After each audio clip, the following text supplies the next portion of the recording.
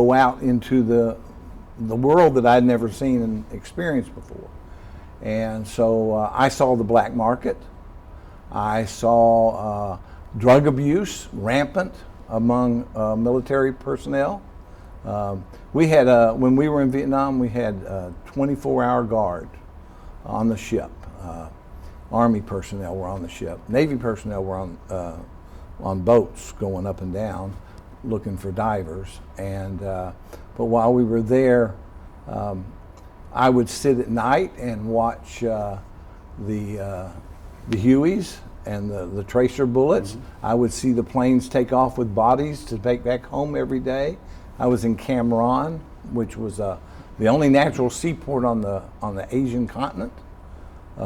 It was a beautiful place, but it was a war zone. I remember going to the Seamen's Club and sitting outside watching, are you ready for this? The Battle of the Bulge.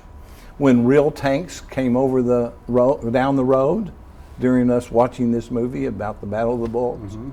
So I saw the black market. I went into a village and left before Viet Cong, came into that village. I was walking from the Seamen's Club back to the ship, and I stopped to watch some Vietnamese people digging a ditch or something. I didn't know what they were digging.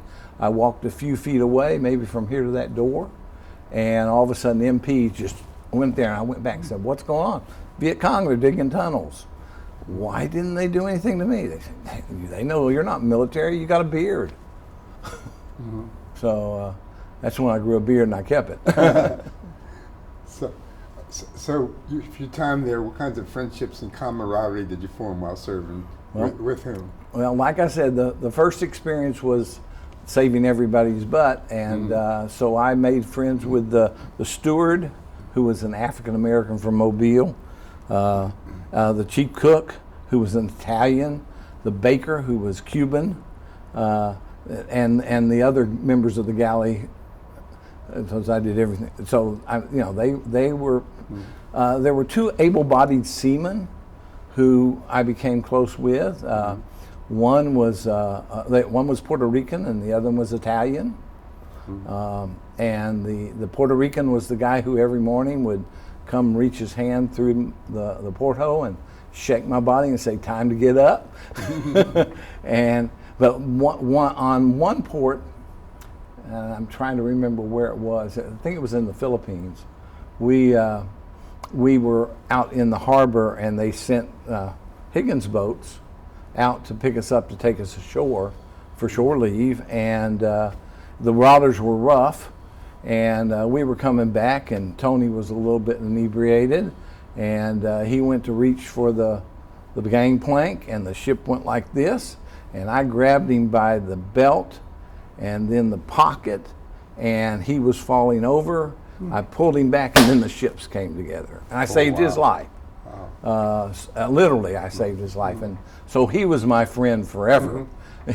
But after the experience, I never made contact with any of the people that I got to know. How blunt can I be?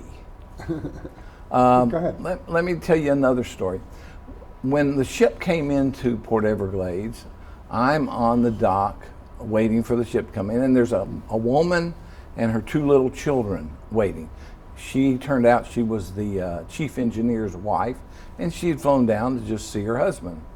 And while the ship's coming in, there are a couple of Greek seamen on the ship, and they're cussing at each other, just being real nasty with each other, calling each other all kinds of names, because they're brothers, and they were like that all the time. Mm-hmm. And at some point, one of them noticed that the woman was on the deck, and he said to his brother, he said, shut up, don't look at that. Look what's there, you can't talk like that. Don't you see there's a cunt there?" Little shock to my life. Yeah. My Baptist. Yeah. That's a funny way to clean up your act. Yeah. Ain't you got no respect for, was the way he put it. What do you do for recreation when you're off duty? I would walk around the deck for exercise, but mostly I read. Do you recall any particularly humorous or unusual events? Well, I just told you one Yeah, of them. a good one. Yeah. There were well, one of the things that I found fascinating is, first I wore jeans and a t-shirt, and I'd have to wash my clothes, and there was no washing machine, but there were no dryers.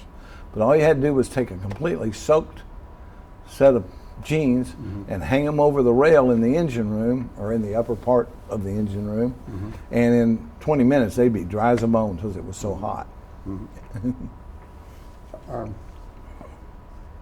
Is there anything you did for good luck?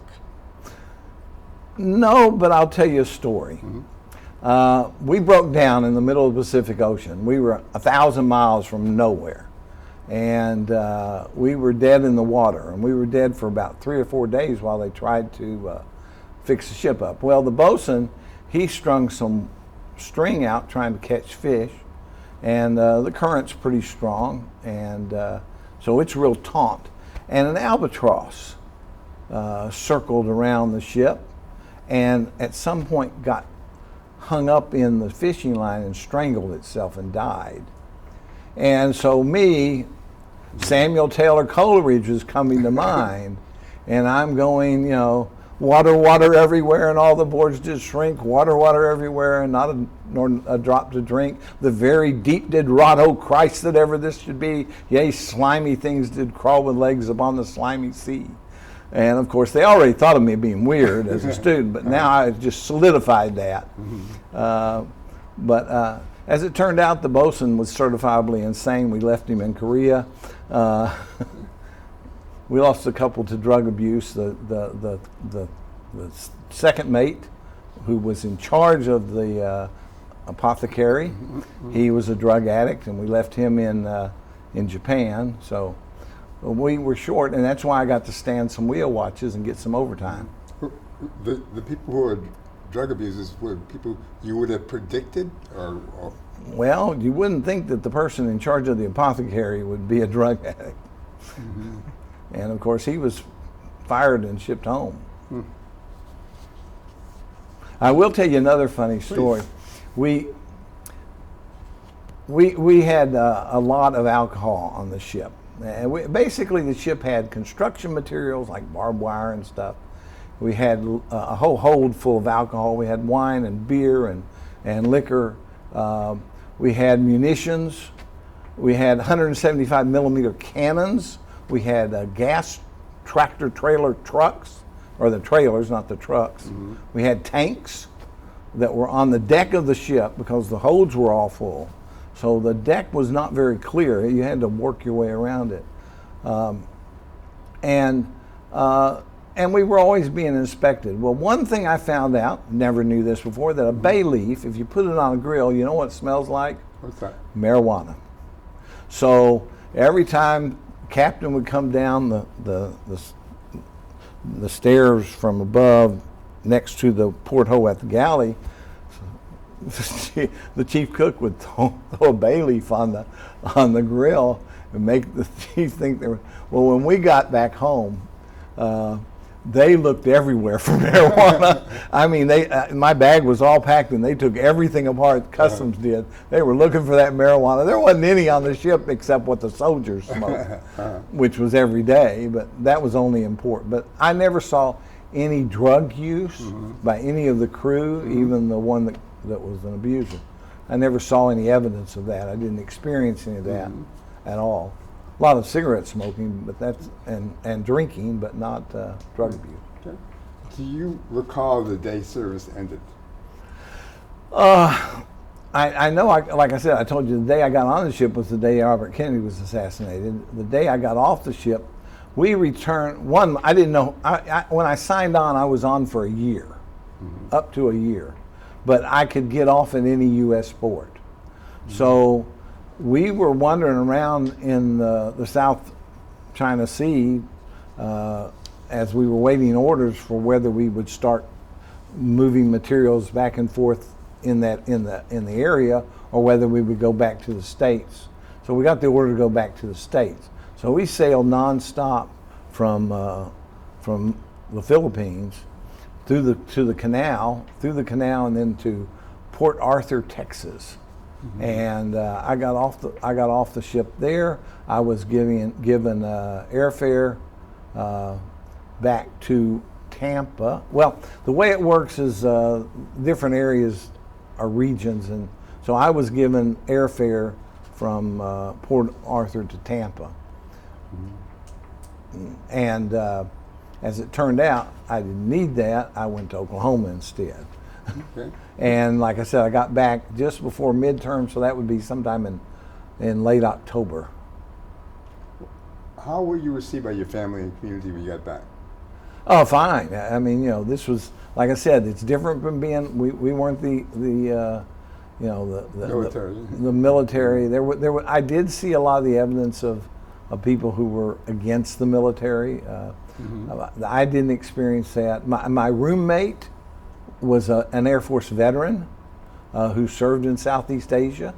Mm-hmm. And the only reason he was in college was because he was injured, and he got caught by a phosphorus grenade.